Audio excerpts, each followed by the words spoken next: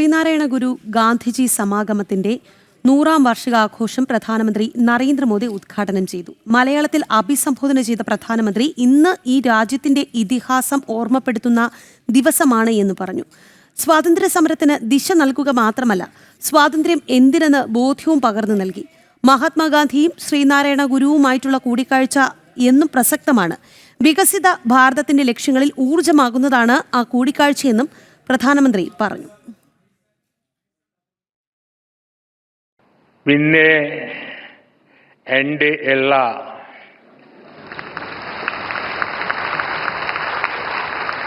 പ്രിയപ്പെട്ട മലയാളി സഹോദരി സഹോദരന്മാർക്ക്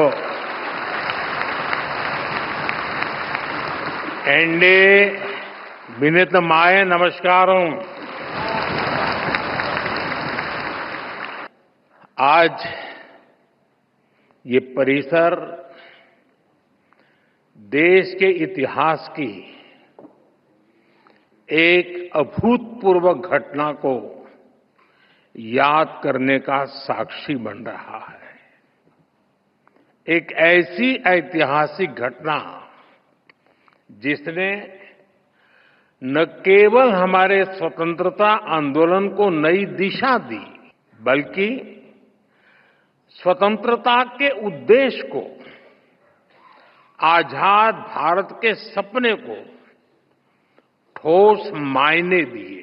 100 साल पहले श्री नारायण गुरु और महात्मा गांधी की वो मुलाकात आज भी उतनी ही प्रेरक है, उतनी ही प्रासंगिक है.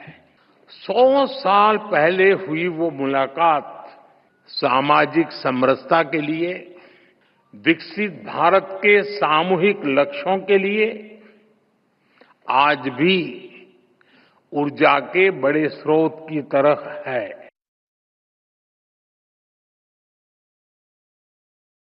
ശ്രീനാരായണ ഗുരുവിന്റെ ദർശനമാണ് തന്റെ സർക്കാർ പിന്തുടരുന്നത് എന്നാണ് പ്രധാനമന്ത്രി ഉദ്ഘാടന പ്രസംഗത്തിൽ പറഞ്ഞത്. മറ്റെന്തൊക്കെ കാര്യങ്ങളാണ് ശ്രീകാന്ത് ഈ രാജ്യത്തോടായി അദ്ദേഹം വിശദീകരിച്ചത്?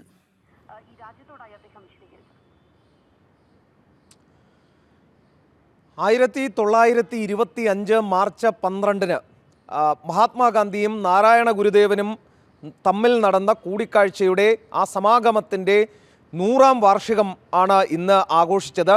ഇവിടെ വിഗ്യാൻ ഭവനിൽ പ്രധാനമന്ത്രി നരേന്ദ്രമോദി 11 മണിക്ക് ഈ പരിപാടി ഉദ്ഘാടനം ചെയ്തു.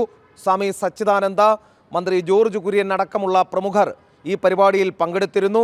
ഏതാണ്ട് 2000-ത്തിലധികം ആളുകൾ കേരളത്തിൽ നിന്നും ഡൽഹിയിൽ ഈ രാജ്യത്തിൻ്റെ മറ്റ് ഭാഗങ്ങളിൽ നിന്നൊക്കെ 2000-ത്തിലധികം പ്രതിനിധികൾ ഈ പരിപാടിയിൽ സന്നിധരാവുകയും ചെയ്തു.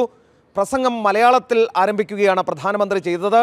പിന്നീട് ശ്രീനാരായണ ഗുരുവിൻ്റെ ദർശനങ്ങൾ, അതേക്കുറിച്ചുള്ള സംസാരം അദ്ദേഹത്തിൻ്റെ ഭാഗത്തു നിന്നും വന്നു.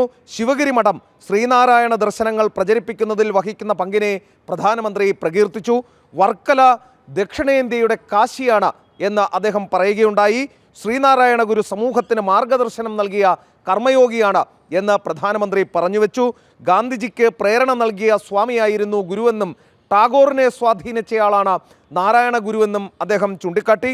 ഗുരുവിൽ ശിവനെ കാണുന്നു എന്നും ഒരു ജാതി ഒരു മതം ഒരു ദൈവം എന്നത് മഹത്തായ സന്ദേശമാണെന്നും അത് മലയാളത്തിൽ തന്നെ പറഞ്ഞുകൊണ്ട് അദ്ദേഹം പറയുകയും ചെയ്തു. മറ്റൊന്ന്, താൻ തൻ്റെ സർക്കാരിനെ നയിക്കുന്നത് ശ്രീനാരായണ ദർശനങ്ങളുടെ അടിസ്ഥാനത്തിലാണ് എന്ന് പ്രധാനമന്ത്രി പറയുകയുണ്ടായി. ശ്രീനാരായണ ഗുരു സ്ത്രീ ശാക്തീകരണത്തിന് മുന്നിട്ടിറങ്ങിയ യോഗിയാണ്. ഈ ദർശനമാണ് തൻ്റെ സർക്കാർ സ്ത്രീ ശാക്തീകരണത്തിനായി നടപ്പാക്കുന്നത് എന്നും അദ്ദേഹം ചൂണ്ടിക്കാട്ടി. ഒപ്പം തന്നെ ഓപ്പറേഷൻ സിന്ദൂർ അദ്ദേഹം ഈ വേദിയിലും പറയുകയും ചെയ്തിട്ടുണ്ട്. ഇന്ത്യക്കാരുടെ ചോര വീഴ്ത്തിയവർ ലോകത്ത് എവിടെയും സുരക്ഷിതമായി കഴിയാമെന്ന് കരുതരുത് എന്ന് പ്രധാനമന്ത്രി ഈ വേദിയിലും പറയുകയുണ്ടായി.